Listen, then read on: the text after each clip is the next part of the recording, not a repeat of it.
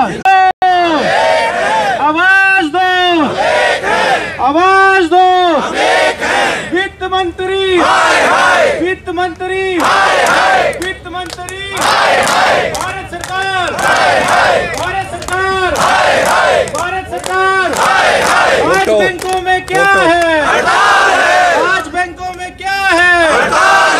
इस हड़ताल की जिम्मेदार, इस हड़ताल की जिम्मेदार वित्त मंत्री, वित्त मंत्री, वित्त मंत्री, भारत सरकार, भारत सरकार, भारत सरकार, निकम्मी सरकार, निकम्मी सरकार, भारत सरकार, भारत सरकार। आज बैंकों में क्या है?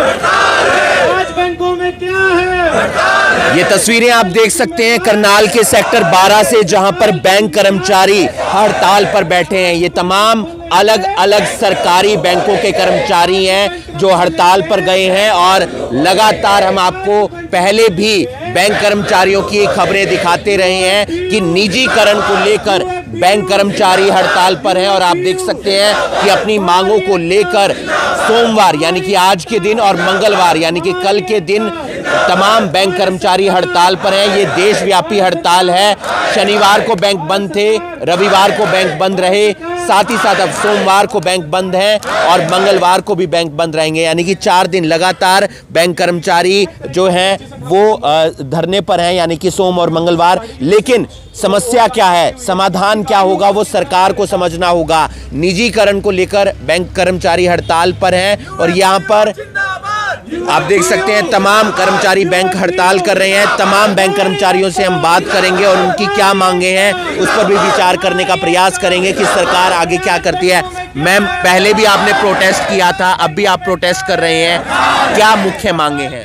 हमारी मुख्य मांग ये है, जो आज हम जो हड़ताल पे हैं, बेसिकली सरकार की प्राइवेटाइजेशन नीति के तहत, प्राइवेटाइजेशन के कारण ना केवल जो हमारी नौकरियां कम होंगी, गरीब तबकों को जो है मौका नहीं मिलेगा। आज एक गरीब तबका आराम से सरकारी बैंक में जाके अपने हक के लिए बोलता है, हर तरह की सेवाएं, हर तरह की सरकारी जो पॉलिसीज़ है उसको आराम से अवेल करता है। लेकिन प्राइवेट सेक्टर जो है इन चीज़ों के लिए नहीं है। हमें वेस्टर्न कल्चर नियम वो करना चाहिए, लेकिन हमारी जो सरकारी नीति है उसको इम्प्लीमेंट करने के लिए सरकारी जो बैंक है उनको प्रमोट करना चाहिए। इसी चीज़ के लिए हम यहाँ आज बैठे हैं। आपने जो टेस्ट क्लियर किया होगा वो सरकारी नौकरी के लिए किया होगा, अब आप प्राइवेट की तरफ जाएंगे क्योंकि अगर प्राइवेटाइजेशन हो जाता है।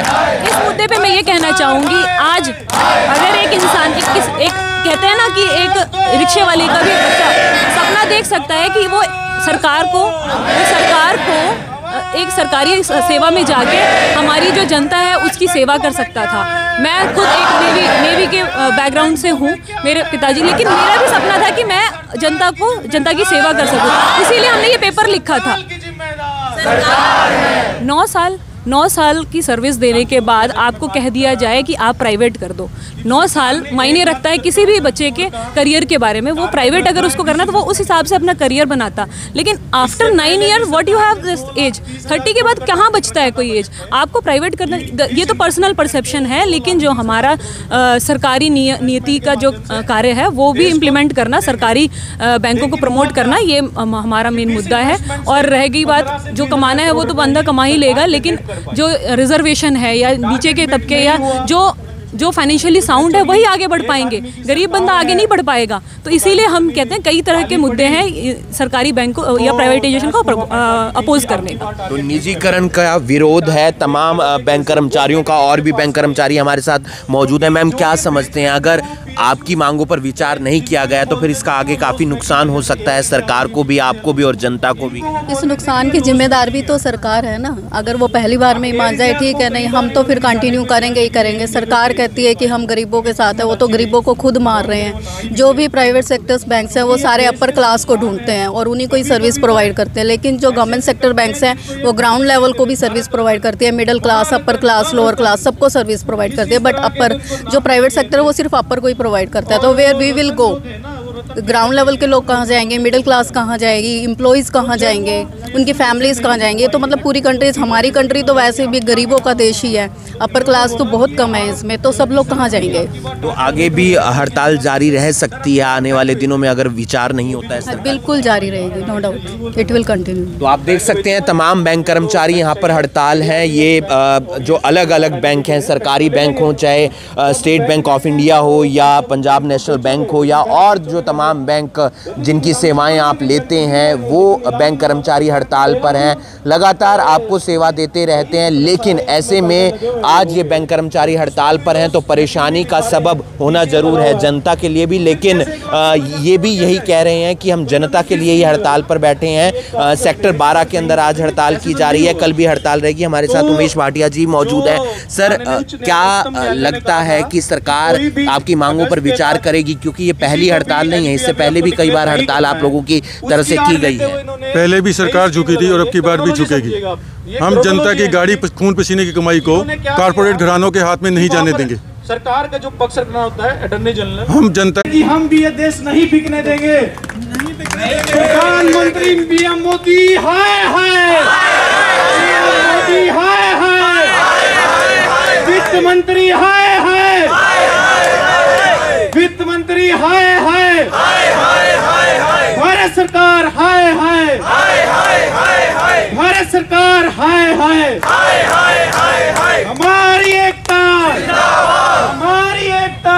तो आप देख सकते हैं तमाम बैंक कर्मचारी हड़ताल पर हैं। बैंक की क्या स्थिति है वो भी हम आपको दिखाएंगे, लेकिन पहले बैंक कर्मचारियों से हम बात और भी करेंगे, क्योंकि निजीकरण एक बहुत बड़ा मुद्दा होता है। अगर हर विभाग के अंदर या हर डिपार्टमेंट के अंदर अगर प्राइवेटाइजेशन हो जाएगा, निजीकरण हो जाएगा, तो उसका जो नुकसान है वो विभाग के कर्मचारियों को भी होगा, जनता को भी होगा और साथ ही साथ जो सरकार है उसको भी होगा। क्योंकि जिस तरीके से बात की जाती है निजीकरण की, तो उसका सीधा प्रभाव आम जनता पर पड़ता है। और तमाम जो बैंक कर्मचारी हैं उन्होंने यहाँ पर जो नौकरी के लिए फॉर्म भरा था वो जो है सरकारी नौकरी के लिए भरा था, और ऐसे में अब जो है प्राइवेट जो है वो होता हुआ नज़र आ रहा है, निजीकरण होता हुआ नज़र आ रहा है। और भी तमाम बैंक कर्मचारियों से हम बात करेंगे। सर, क्या पॉइंट्स हैं जिसको लेकर आज आप हड़ताल पर बैठे हैं और कब तक ये हड़ताल रहने वाली है? अभी तो फ़िलहाल 2 दिन की हड़ताल है, आज की और कल की।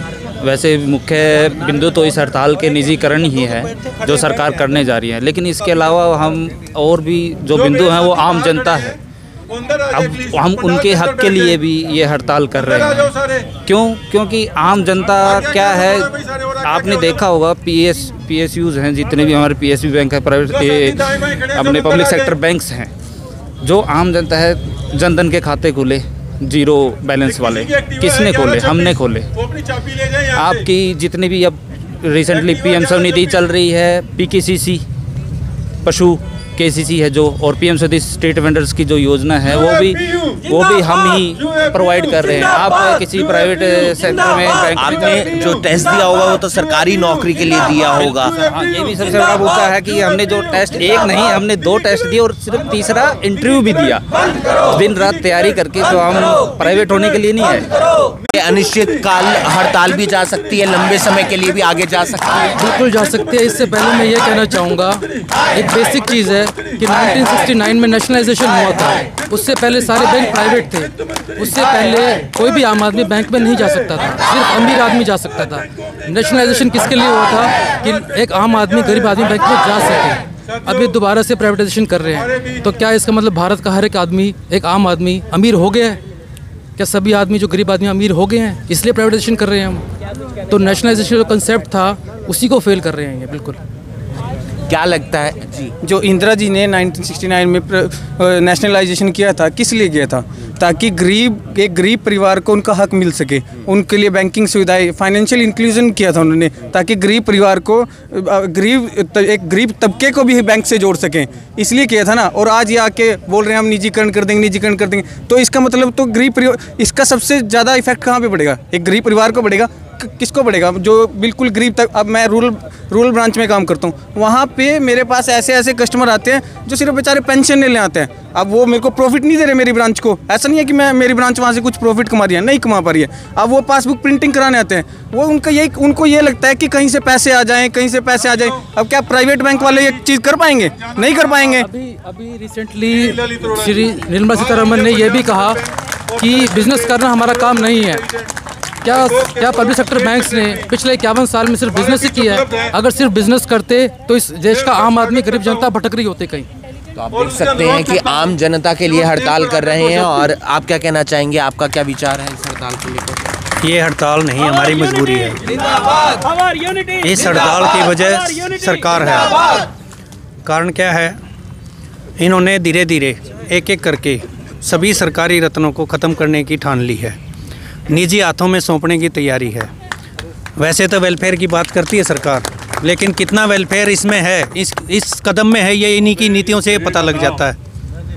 सबसे बड़ी बात है, मोदी जी ने आते ही विदेश जाके यहाँ पर मैं देश नहीं बिकने दूंगा के नारे लगाए थे, और मित्रों कह के ऑस्ट्रेलिया में, यूएस में मीटिंग करके मित्रों 65,000 करोड़ रुपए जमा करवाया गया था।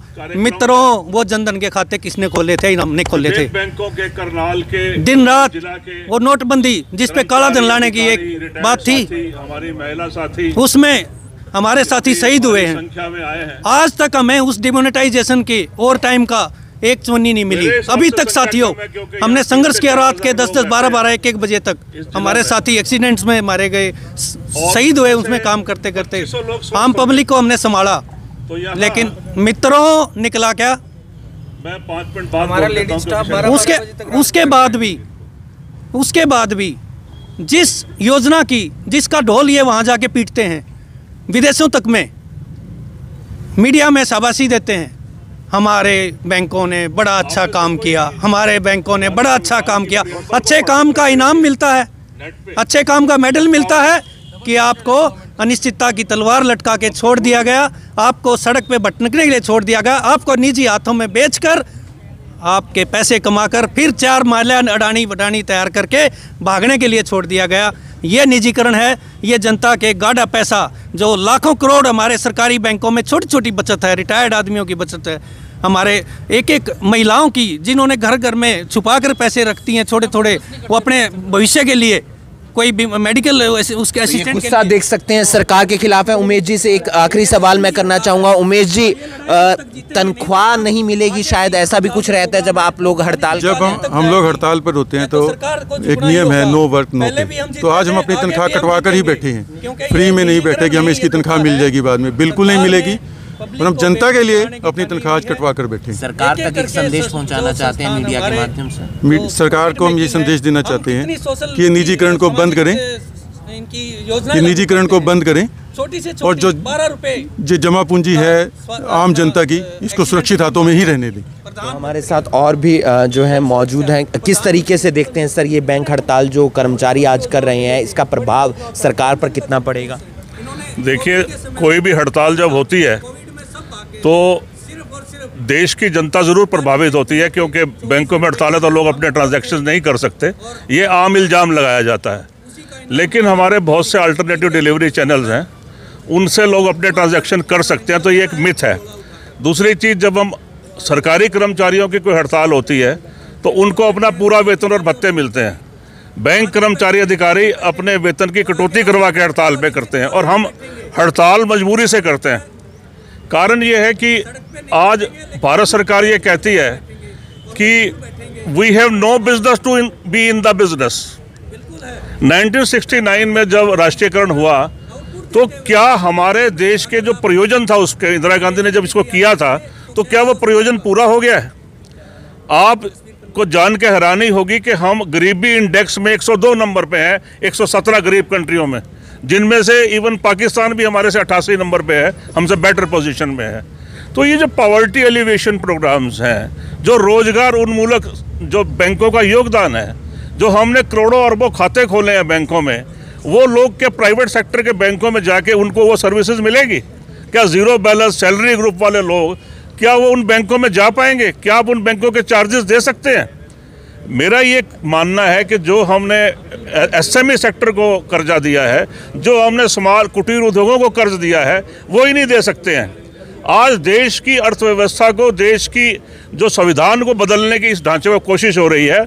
हमारे संविधान की प्रस्तावना में लिखा है कि it will be A socialistic Republic. Socialistic का मतलब ये है कि सबके पास खाने को हो, अमीर गरीब के बीच में खाई ना हो। आज क्या कारण है कि स्वतंत्रता के 74-75 साल के बाद भी हमारे देश में 1% लोगों के पास देश की 78% एसेट्स है, वेल्थ है। एक छोटा सा जवाब और चाहूँगा, तमाम ऐसे युवा कर्मचारी हैं जिन्होंने नौकरी जो है टेस्ट दिया, 2 बार टेस्ट दिया, इंटरव्यू दिया, वो सरकारी नौकरी के लिए किया था, उन्होंने प्राइवेट नौकरी के लिए नहीं दिया था, तो उस पर भी कहीं ना कहीं युवाओं में आक्रोश रहेगा। युवाओं में आक्रोश क्यों नहीं रहेगा? बैंकों में एक चपड़ासी भी एक बैंक का जनरल मैनेजर बन सकता है, एक अधिकारी भी चेयरमैन बन सकता है, डिप्टी गवर्नर बन सकता है। हमारे साथ बहुत से एग्जाम्पल हैं। कैरियर तो हर आदमी को पसंद है ना। आप उनको, हमने ज्वाइन किया मान लीजिए पंजाब नेशनल बैंक में, हमें निकालेंगे किसी अंबानी के बैंक से, हमारे पेंशन हो सकता है विड्रॉ कर दे। पेंशन तो विड्रॉ हो ही चुकी है। युवा स्टाफ के पास एनपीएस पेंशन है, यानी नो पेंशन, पेंशन नहीं है इनकी। तो ऐसे ही सरकारी कर्मचारियों की पेंशन लगभग ख़त्म कर चुके हैं ये। अब तो नौकरी पे आ गई है आँच, अब अस्तित्व पे आँच आ गई है। कैरियर इफेक्ट होगा। ये तो अभी आप आक्रोश जो देख रहे हैं ये कुछ परसेंट है। आने वाले 1-2-3 साल में आप देखेंगे कि सड़कें बैंक कर्मचारियों से ही भरी होंगी, युवा कर्मचारियों से ही भरी होंगी, क्योंकि अभी लोगों को ज्ञान कम है कि हमारे साथ क्या होने जा रहा है।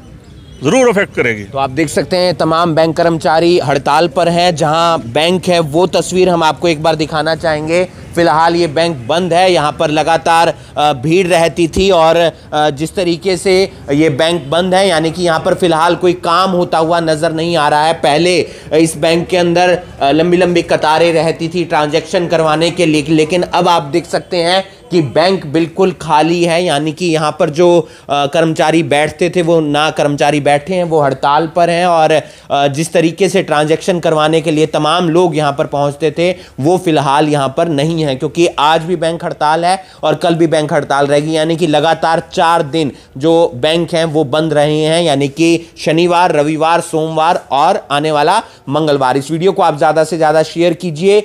इस बैंक हड़ताल का क्या सरकार पर कोई दबाव बनेगा? क्या सरकार इनकी मांगों पर विचार करेगी? ये आने वाला वक्त बताएगा। लेकिन अगर निजीकरण होता है तो फिर क्या क्या नुकसान होंगे वो तमाम बैंक कर्मचारियों ने बताया। इस वीडियो को आप ज़्यादा से ज़्यादा शेयर कीजिए और बाकी तमाम खबरों के लिए आप जुड़े रहिए करनाल ब्रेकिंग न्यूज़ के साथ। नमस्कार।